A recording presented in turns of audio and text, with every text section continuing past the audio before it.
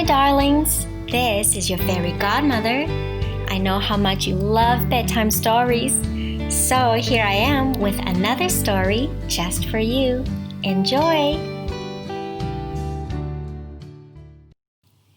Today's story is called The Hike by T. Albert.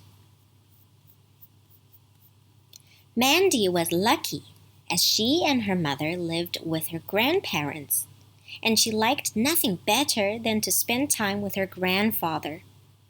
You see, he was always making something, and she enjoyed watching, learning, and sometimes even helping him finish whatever he was doing. "Grandfather, what are you building in your workshop today?" Mandy asked. She giggled as she said, "It looks like you're playing with 2 long sticks." "Well, Mandy," he said, "I am going to make 2 walking sticks, with your help. 1 for you and 1 for me. Then I have a surprise." "All right!" Mandy shrieked. "Where do I start?"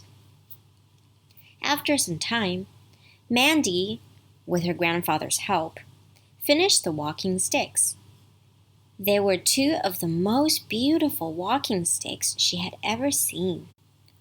With the bark removed, they were sanded, smooth, and each had a funny-looking face carved in them. "These are really nice," Mandy said. "But just what do we do with them?" "Ah, that is the surprise, granddaughter," he replied. "Tomorrow morning we are going on a hike in the woods, and these walking sticks will help make the hike easier. So now it's time to clean up and go to sleep, so we are well rested for the hike." The next morning, Mandy did not need an alarm to wake her. She was up, dressed, and ready to go as the sun rose and the day began. She went to the kitchen and saw that her grandfather was busy packing sandwiches, water, snacks, and other items into their backpacks. "It looks like we're going to be hiking for a long time," Mandy said. "It will be an all-day hike," he replied.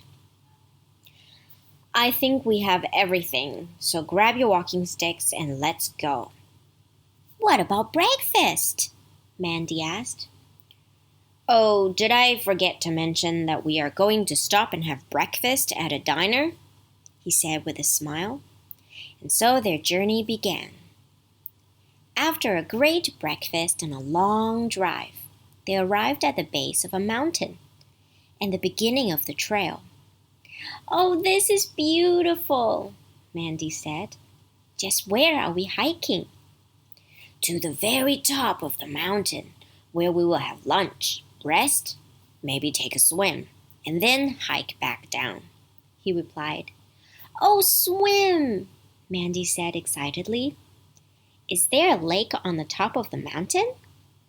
"Yes," her grandfather replied. "There is a pond surrounded by big flat rocks. It was carved from the mountain during the last ice age and is filled with clear, cold water." "Wow!" was all Mandy could say. As they hiked up the mountain, Mandy asked many questions. What kind of tree is that? How high are we? Are there bears around here? Are there any other people up here? What do we do if we get lost? Are there snakes? And of course, are we there yet? Her grandfather answered all her questions the best he could and explained that they were in a very natural area. Not many people, all sorts of wildlife, even bears. He helped her understand and respect the natural beauty around them, particularly the animals. He taught her how to use a compass and things to help them be safer while they hiked. Like, before stepping over a log, put your walking stick on the other side to let any animal, like a snake, know that you are there. Whistle or song, or make some noise to let the bigger animals know you are in their area. In a soft voice, her grandfather said, "Mandy, there are a few things to remember when you're hiking or anywhere for that matter. The earth is our mother, so take care of her. All life is sacred. Treat all life with respect. Take from the earth what is needed and nothing more. Enjoy your journey, but leave no tracks." As they hiked a little farther, the forest opened and Mandy saw the pond surrounded by large flat rocks. They had arrived, and it was almost like being in a different world. Mandy picked a large rock that extended out into the water for them to rest on. It had been warmed by the sun and was the perfect place for lunch. As her grandfather unpacked their food, she leaned over and wiggled her fingers in the cold water. Immediately, several fish came by and nibbled at her fingers. She shrieked in surprise, and then realizing the fish were just curious, placed her hand back into the water and watched as the fish darted around her fingers. She laughed and played with the fish until she heard her grandfather say, "Time for lunch." After lunch and a resting period, they took a swim. The water was deep and Mandy couldn't reach the bottom, no matter how hard she tried. She giggled each time a curious fish nibbled at her body and watched a deer come down to have a drink. It was a wonderful day, and she was saddened when she heard her grandfather say, "Mandy, it's time to dry off and begin the hike down to the car." After making sure everything was just like it was when they arrived, they began their hike down the mountain. After a short time, Mandy asked, "Grandfather, can we take a different trail down the mountain?" "I don't see why not," he replied.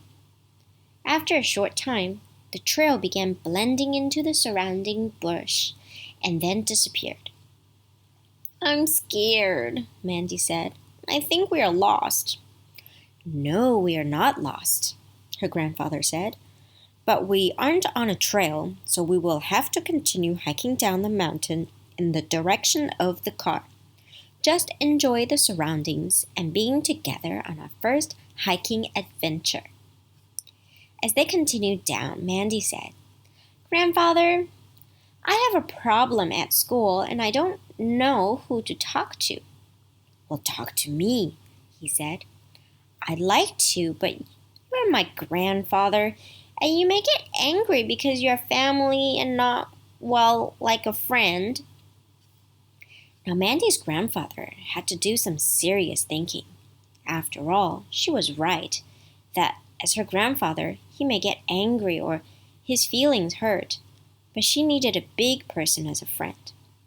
"Mandy," he said in a serious tone, "if I were to promise that anything we talked about would stay between us, and that I would not get angry or talk to you as your grandfather, but rather as an old friend, would you talk to me?" "Is that a promise?" she asked. "Yes," he said softly. She gave him a big hug and began to talk. Soon they were at the bottom of the mountain and packing the car.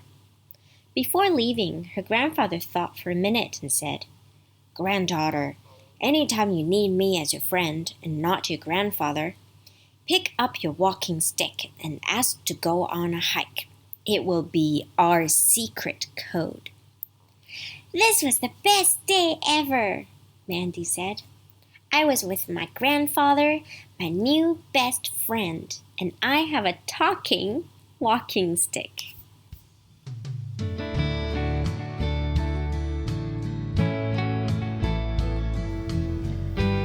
That's the end of the story. I hope you enjoyed that one.